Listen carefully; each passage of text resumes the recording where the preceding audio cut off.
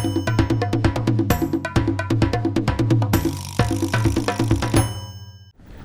gozaimasu. Az önce otelden çıkarken Tanjipon bana merdivende karşılaştık. Bana dedi ohayou gozaimasu. Şimdi ben Yamanote Line'da Chiyoda Line aktarması yapıp otomatikte indim. 13 dakika gösteriyor ama İmparatorluk Sarayı'nın birden fazla girişi var, kapısı var. Çok büyük bir alan. O yüzden internetten öyle bir etkinlik için bakmamız lazım. Ben baktığımda ana giriş kapısından olacağı yazıyordu. O yüzden ben de internette main gate diye arattım. Hani ona göre şu anda oraya en yakın kısma gidiyorum. Bakalım, umarım bulabilirim. Zaten geç kaldım. Yarım saat geç çıktım. Yurttan diyecektim. Orası yurt gibi ya. Yurt, ev, otel artık hangisiyse. Aslında zamanda kalkmama rağmen geç çıktım. Çünkü yarım saat boyunca işte deprem olmuş, cart olaylarını cevaplamam gerekti. Öyle olunca da ben de yarım saat geciktim. Normalde saat 10 civarı selamlama yapacakmış. Ben saat 9 gibi orada olurum. 9'u çeyrek geçe daha doğrusu orada olurum diye planlamıştım. Ama saat kaçta? 8. Kaçta çıktım? Neyse yarım saat geç çıktım işte. Şimdi önümde bir kuyruk var. Tarihi bir kapıya benziyor. Düşündüğümden daha erken sürdü. Muhtemelen orası. Aşırı da kuyruk yok. Yani artık alıştığım için. Aslında çok fazla kuyruk yokmuş. Sadece toplaşan birkaç kişi görünce herhalde kapıya kadar kuyruk var diye düşündüm. Ama şu anda doğru kapı olup olmadığından çok emin değilim. Çünkü haritayı incelediğimde ana kapı falan yazmıyordu. Ve benim aradığım kapı adıyla buradaki şu an eşleşmiyor. Biraz değişik. Ve hep yabancı turistler var bekleyen. Acaba yanlış yerde mi bekliyoruz hepimiz yoksa nasıl oluyor onu bilemedim. Saat zaten 9:50 falan. Yani geç bence şu anda. Bilmiyorum geç mi olacak yoksa yanlış mı geldik? Yanlış yerde mi bekliyoruz? Şu an çok emin değilim. Bahsettiğim kapı buydu işte. Şurada bekliyorlardı.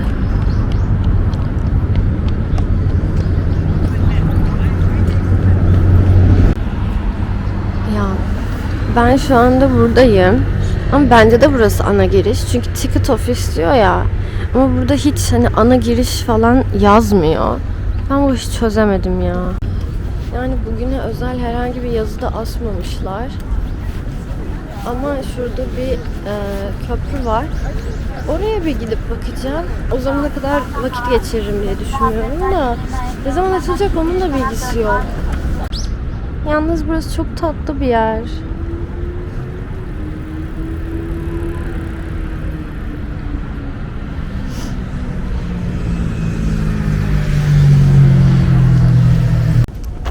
Hani ben imparatoru görecektim ya, o iş yalan. O iş yalan oldu. Sonra ben şuradan yürüyordum. Şöyle yürürken tıngır mıngır böyle güneş de geliyor, insanlar koşuyor. 10 numara 5 yıldız bir hava var. Vay efendim şuraya bir geldim. Şöyle bir okuyayım derken meğer bugünkü etkinlik iptal. Normalde 5 defa. Günde 5 defa işte saat 10'da, 12'de, işte 1'de, işte 5 defa olacak kadar. Arada böyle 1-2 saat var.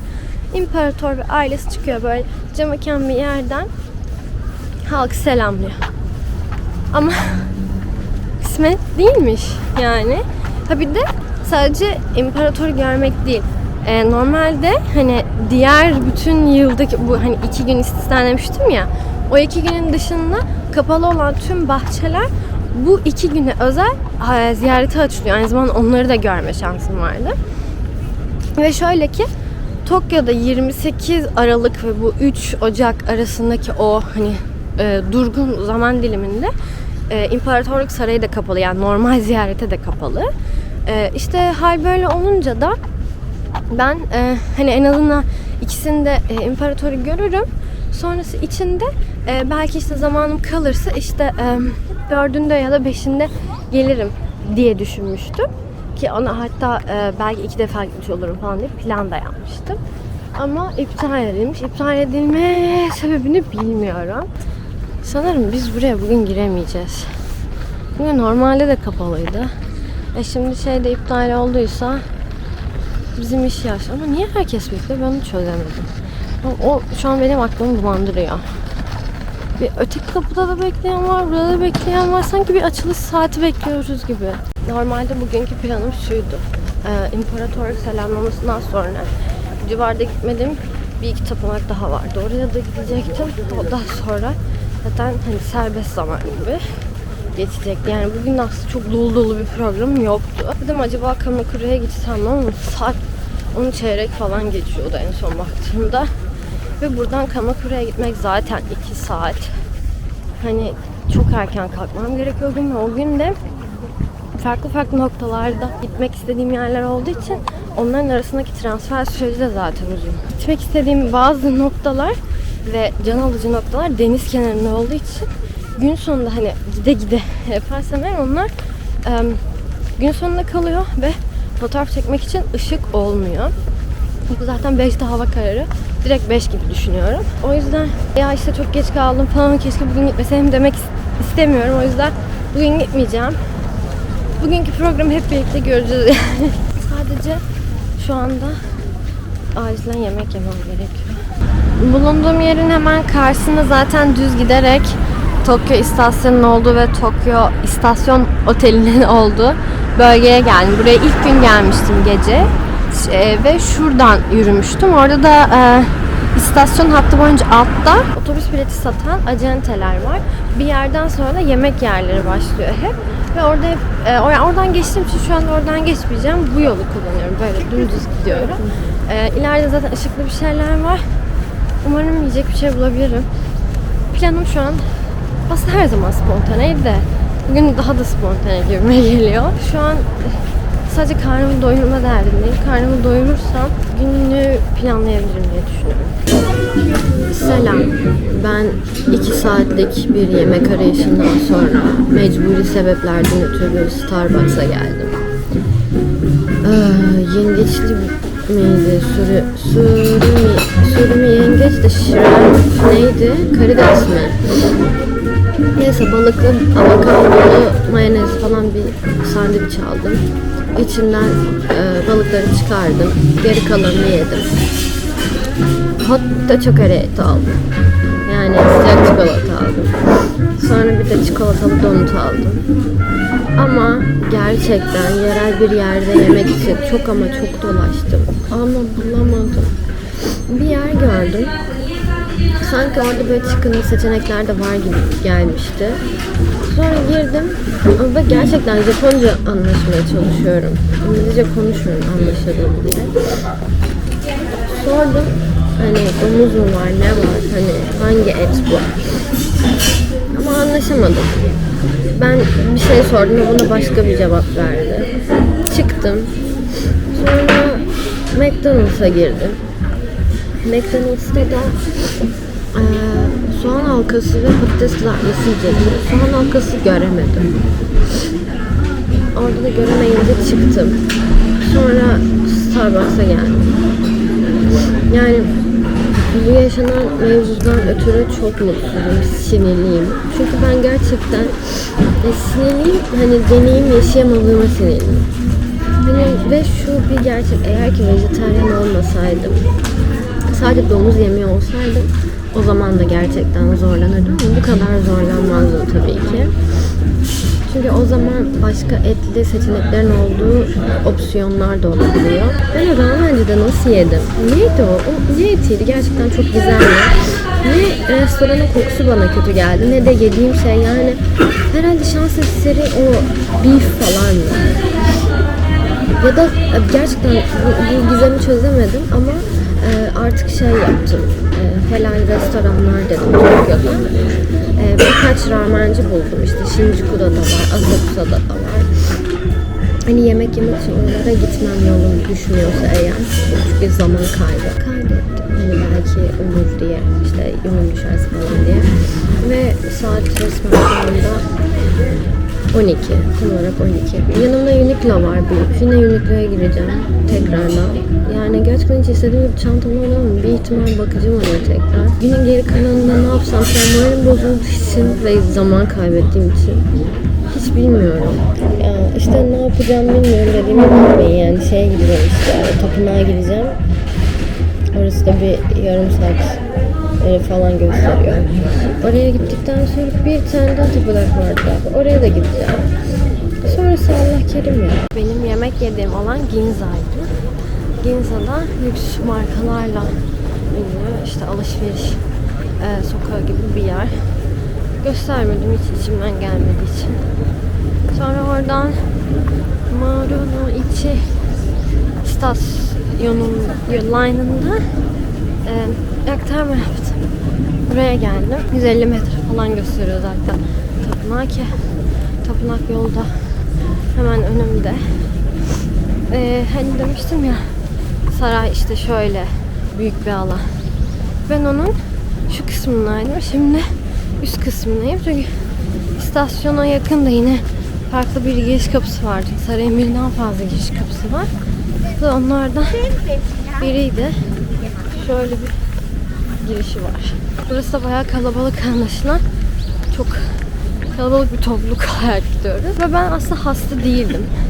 Sadece yurda geldiğim ilk zamanlar biraz geceleri öksürük başladı bende. O da oradaki havanın kuru ve biraz soğuk olmasından kaynaklı olduğunu düşünmüştüm. Sonra birkaç gün sonra tekrardan öksürüğüm gündüz de olmaya başladı. O da yedim, içtim buzlu suları.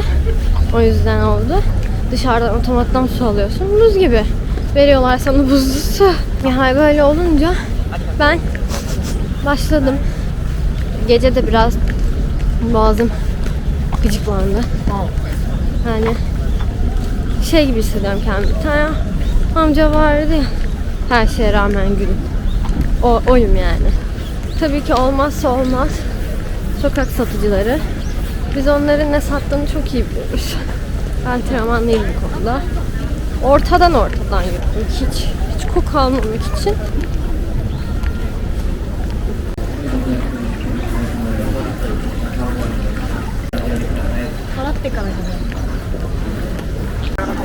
Yine sıra bekliyorum. Ve tahmin edin kim bugün yağmur yok diye yağmurluğunu almadı.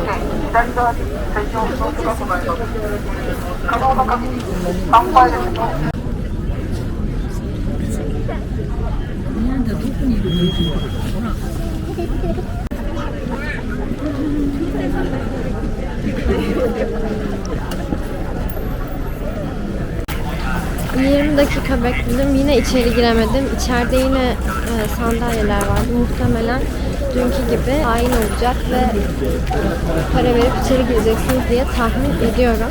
Çünkü içeri giriş için bir yönlendirme yok. Burada kuyruklar var ama yani hem bir kısmı hediyelik eşya için, bir kısmı içeri girmek için bilet satılıyor. O kadar bekledim ve tapınağın içine giremedim. Yani bende şöyle bir yer var. Kapalı. Oturdum orada biraz.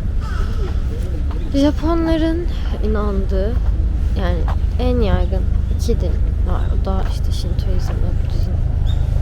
Benim o gittiğim tapınakların bir kısmı işte Şintoizm, bir kısmı Budizm'e aitti. Yani hepsini tek tek söylemem ama genelde ibadet sırasında dikkat ettikleri şeyler arasında yani çok az fark var. Mesela hangisindeydi ya? Shinto tapınaklarında 2 kez eğiliniyor tapınağa girmeden. Tapınaktan çıkarken de eğiliyorlar ve o hani dua ettikleri sırada 2 kez ellerini alkış diyorlar. Zaten videolarda muhtemelen denk gelmiştir. Bir de Kami-sama var. Kami-sama'yı hep şarkılarda da duyuyoruz. Kami-sama Tanrı işte. Tanrı demek. Dua etmenin de kendi içinde bir usulü var işte. İnternetten gördüğüm kadarıyla Kami-sama ile konuşurken kendini tanıtmak gerekiyor sanırım. Ondan sonra da bazı tapınakların bazı istekler ve dualar için daha uygun olduğunu, temaya göre yani gidildiğini falan okumuştum ama gerçekliğini falan bilemiyorum. Şu anda güzel bir bahçeye doğru gidiyorum. İyice de hasta olmaya başladım gibi ama şurada biraz bana fotoğraf çıkarsa çok iyi olur.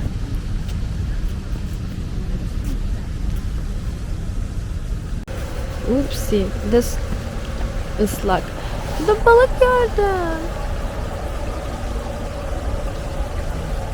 Oha, çok büyük. Başka balık yok. Şunlara bakın. Kocamanlar. Kocaman.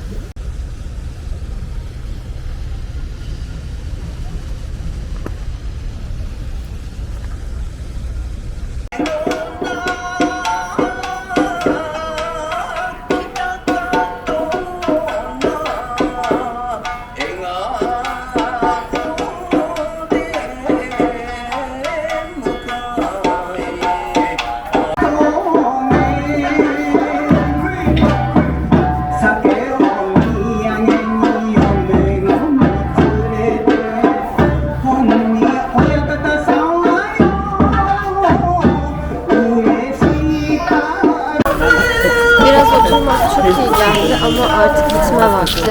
Zaten tapınağın içine de girebilecek gibi değilim.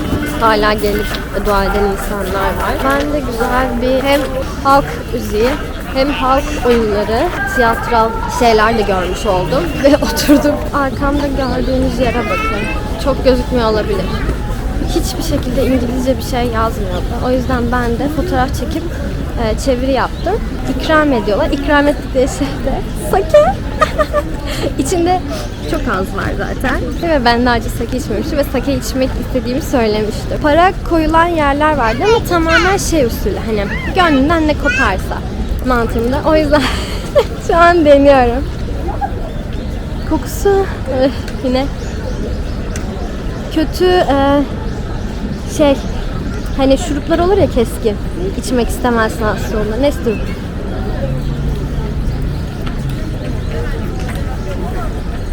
Ya arkadaş, hepsi mi aynı olur ya? Gerçekten. Bütün alkoller kolonya ya. Bütün. Şat yapsam ne olur?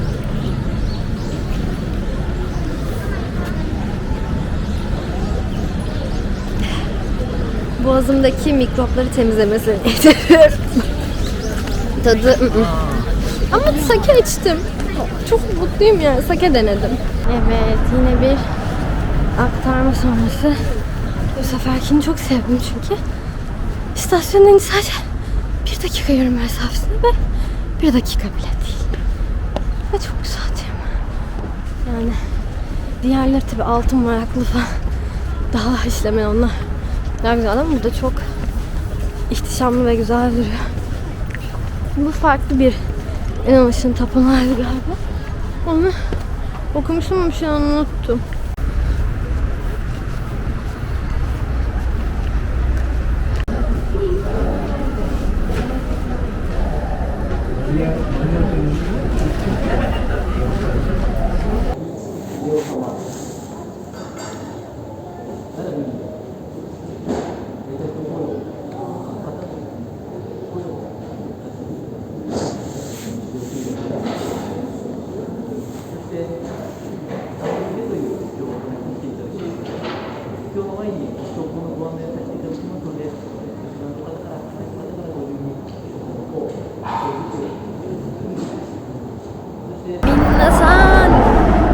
Ben çok hasta oldum. Ayinden çıktım, yaklaşık bir 15 dakika falan sürdü. Detaylarını anlatacağım. Ama önce karnımı doyurmam gerekiyor. Bugün günü erken bitiriyoruz. Olsun. Her anından keyif alıyorum zaten. Bugün de otelime erken gider. İzleyemediğim anime bölümlerini izlerim. Bu da son derece güzel bir aktivite. Zaten hala burada yeteri kadar vaktim var.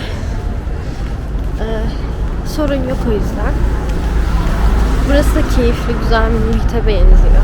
Bu sefer gerçekten çok dolaşmayacağım. Hatta şurada hemen bir kafe vardı, oraya gidecektim. Ama hemen şurada bir yer gördüm. Sushi mi? Çok sevindim. Take out mı? Oturmak istiyorum. Ya oturma yeri var mı? Bu sushi'den emin değilim. Sıcak güzel bir şeyler içmek istiyorum. Birazcık gezdikten sonra benim dün Yokohama'ya gitmeden önce girdiğim bir kafe vardı. Cafe Veloce diye yazılıyor. Telaffuzundan emin değilim. Orada da sıcak çikolata içmiştim. Ve çok huzurluydu. Tatlısı falan da çok güzeldi zaten. Buraya girdim, bu sefer sandviç ve yine sıcak çikolata aldım. Ama maalesef ki sandviçin içinde salam vardı. Evet, onu gördüm ve yazıyordu ama ben salamı çıkartırım diye düşündüm. Aldım, salamı çıkardım içinden. Fakat diğer tarafında bu sefer tavuklu ve böyle meze gibi soslu olmuş bir parça vardı. Maalesef sandviçin yarısını yiyemedim ve aç kaldım. Yani yine açım ve sadece sıcak çikolatayla duruyorum. Ve kasadaki çocuk o kadar tatlıydı ki bildiğim 3 kuruşu Japoncayı unuttum. Neyse ben dedim. Sandviçi gösterip parmağımla Kore diyecektim. Ama o an böyle diyemedim. Sonra baktım, o zaten çoktan vermiş. Ondan sonra da işte nerede hani yiyeceksin, ben koko dedim tabii ki. Yani işte sen de Japonca biliyor musun falan. Ana kız yanlış yere mi? Bilmem gereken hat karşısı. Ben buradan iniyorum. Geçiş de buradan. O kadar karışık ki. Yani her şey Tokyo metrosunda ustalaşmamızı sağlıyor, her şey. Nasıl doyacağım da bilmiyorum. Hayır, yani bizim orada restoran da yok. 7-Eleven falan yemekten de bıktım.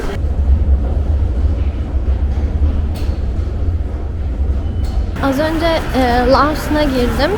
O da yine kombin zincirlerinden biri. Aslında buradaki hem Family Mart hem 7-Eleven hem de bu Lawson, yani girdim daha önce. Ama hep bizim oraya yakın işte bu 7-Eleven'lar olduğu için çok buradan alıyordum. Birazcık da kıyas yapmak istiyorum. Nasıl hani seçenekleri falan. Bak buradaki 7-Eleven bayağı büyükmüş. Çünkü oturma yerleri var. Her yerde olmuyor. Bence 7-Eleven'ın hazır yemek çeşitleri daha fazla. Lawson'ın daha az. Genel olarak gözlemlediğim şey, abur cuburlar bizdeki kadar çeşitli değil. Çilekli, çikolatalı süt olayı burada yok. Meyve suyu çeşitleri var. Böyle çilekli, şeftalili karışımlar var sütlü gibi. Ama böyle çok bizdeki çikolatalı süt olayı yok. Özellikle baktım, gerçekten yok. Tek başına yaşayan bir insan için eve geç geldim, yemek yapmaya vaktim yok. Bunun için çok fazla seçenek var. Hem ısıtılabilecek hem de ısıtmadan yenebilecek. Çilek çok seviyorlar. Ben de çilek çok seviyorum. Bu çok anlaştığımız bir nokta. Her şey çilekli. Her şeyin çileklisini bulabilirsiniz. Meyve, meyveli şeker, meyveden türetilmiş, işte çikolatalı ya da kuru yemişimsi abur cuburlar daha çok yoğunlukta. Hepsini denemedim ama güzel şeyler var. Mesela jeli kıvamında, işte mochi kıvamında şeyler var. Şimdi biraz tapınağı anlatmak istiyorum. Tapınakta da o 10 kişi, bence 3 tane aileydi. Onlar ayrı ayrı geldi. Hepsinin elinde bizim tesbihlerin yarısı büyüklüğünde, gerçekten tesbih gibi hem taşlı hem de ucunda püskülü olan eşyalar vardı. Her ailenin bir tane tesbihi galiba ya da herkesin bir tesbihi vardı. Hepsi tek tek sırası geldiğinde o baştaki rahip zaten oturdu orada, hani diyeyim ki size ayet. İşte parça okumaya başladı kendi kutsal kitabından. Ve okuduğu zaman belli aralıklarla geldiler. Yine 2 defa başlarını eğdiler. Ondan sonra da tütsünün üstüne çok göremedim ama o tesbih gibi olan eşyalarını koyup muhtemelen kutsayıp, kız nerede benim otelem? Burası doğru gelmişim. Sonra oturdular. Herkes bunu yaptı. Ondan sonra biraz daha okumaya devam etti. Onların Tibet çanağı var. Tibet çanağına rahip dokundu. Sonra dediğim gibi zaten 10-15 dakika falan sürdü. İzleyen herkes tek tek öne çıkıp hani rahip gitti tabii o sırada, yani aile ve rahip gitti. Ondan sonra izleyen herkes tek tek çıkıp işte duasını edip başını eğip gitti, dağıldı. Zaten tapınak da kapandı o sıra. İyi denk gelmişim. Tapınak Olayı böyleydi yani. Şimdi ben bugün temizlik gününü bugün seçmiştim. İlk check-in yaparken bana sormuşlardı. Odam temizlenmiştir. Temizlendiği için de bazı eşyalarımı sabahtan kaldırmıştım. Onları falan bir yerleştirmekle uğraşırım muhtemelen. Sonra da annem bana şey vermişti. İlaç. Onu içerim. Sonra da gerçekten yatarım ya. Anime izlerim. Ben Jujutsu Kaisen'in son bölümünü izlemedim. Bungo Stray Dogs izlerim. Yani neden olmasın. Abur cuburlarımı yerim. Güzelce uyurum diye umut ediyorum. Odamı ilk teslim aldığımda da böyleydi. Yeniden böyle olmuş şimdi. Bu da benim dolabım. Buraya montlarımızı asıyoruz. Ama biz tuvaletleri göstereceğim.